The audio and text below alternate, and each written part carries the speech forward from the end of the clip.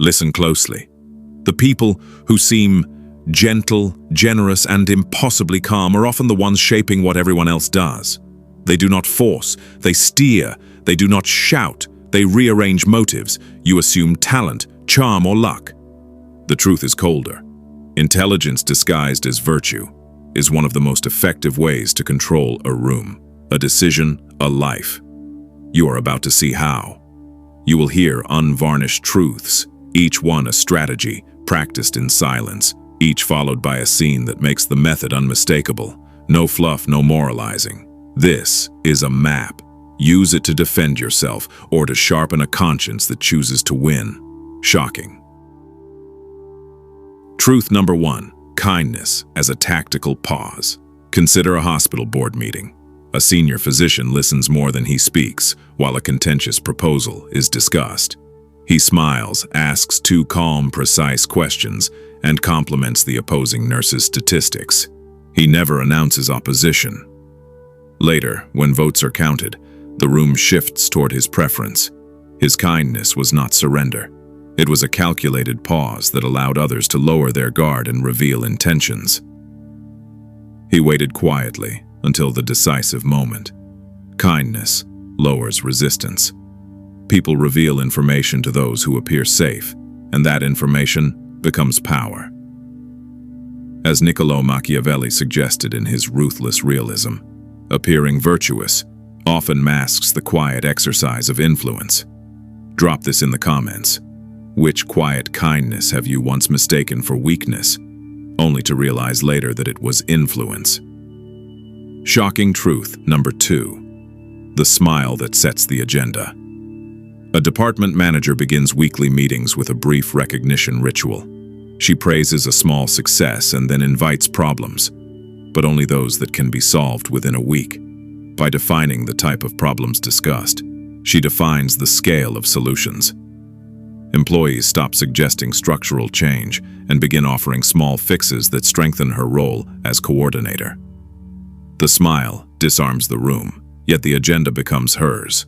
Control often works by narrowing choices rather than issuing commands. When someone defines the boundaries of acceptable answers, they quietly define the future.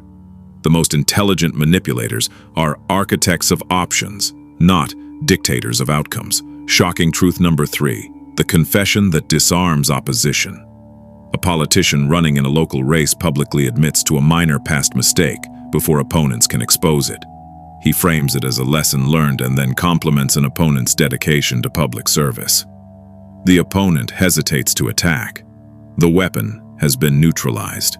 Voters see honesty. Observers of influence see preemptive control. Preemptive confession transforms weakness into credibility. It removes the sting from criticism and reshapes the narrative before adversaries can weaponize it. Intelligent actors do not confess for relief. They confess for positioning. Shocking truth. Number 4. The quiet withdrawal that causes pursuit. A skilled negotiator refuses to attend a crucial meeting. The opposing side expects easy advantage, but instead grows uncertain. Without him present, they speculate about hidden conditions and begin offering concessions just to bring him back to the table. His absence becomes pressure. Absence disrupts expectation. When someone expected to participate suddenly withdraws, confidence wavers and mistakes appear. Intelligent people understand that scarcity creates leverage. Silence and absence can move negotiations more effectively than argument. Shocking truth number 5. Generosity is debt. A respected mentor in a professional association quietly pays for a junior colleague's certification course and mentions the act modestly to a few peers. No repayment is requested. Over time, the younger colleague instinctively defends the mentor's reputation and supports his decisions in meetings. The gift was genuine generosity, yet it also created a silent ledger of loyalty. Gifts produce obligation. The intelligent convert generosity into relational credit. They rarely demand repayment, yet they know that gratitude shapes behavior. When gratitude becomes currency, influence follows. Shocking. Truth number 6. The slow erosion of alternatives. During a community planning project, One civic leader critiques small details of every proposal, except his own.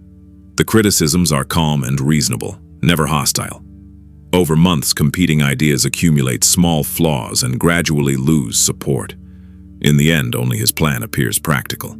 The public celebrates the solution as compromise, unaware that alternatives were slowly weakened until they collapsed. Influence is often incremental. Instead of forcing consensus, the strategist erodes competing paths until only one direction appears logical. Watch for persistent, precise criticism that quietly eliminates options. Shocking. Truth number 7. Framing harm as protection. A corporate executive introduces an internal monitoring policy and explains it as protection against workplace harassment. The language emphasizes safety and responsibility. Employees accept expanded surveillance because the explanation appeals to moral concern. Later, when criticism arises, the executive points to the policy as evidence of care. The framing transformed control into virtue. Language is a powerful instrument. Restrictions presented as protection encounter less resistance. Intelligent manipulators wrap authority in moral language because moral language softens scrutiny. Shocking. Truth number 8. The power of strategic vulnerability. A senior partner in a financial firm reveals concern about an uncertain market trend during a meeting with junior partners. His voice carries measured doubt. The younger partners rush to reassure him and propose solutions that align with his existing strategy. His vulnerability activates loyalty and collaboration. By exposing controlled doubt, he strengthens his leadership position. Vulnerability invites emotional investment. When a respected figure shares uncertainty, others instinctively step forward to help. That instinct can be guided toward specific outcomes. Strategic vulnerability builds alliance and deepens influence. Shocking.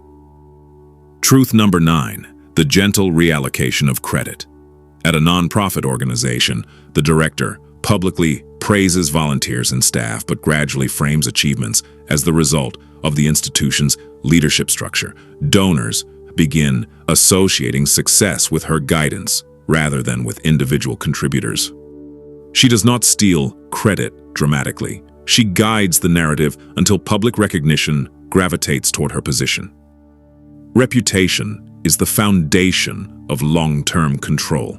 Skilled influencers adjust the direction of praise so that it eventually settles where power resides. Shocking. Truth number 10. The long game of positioning.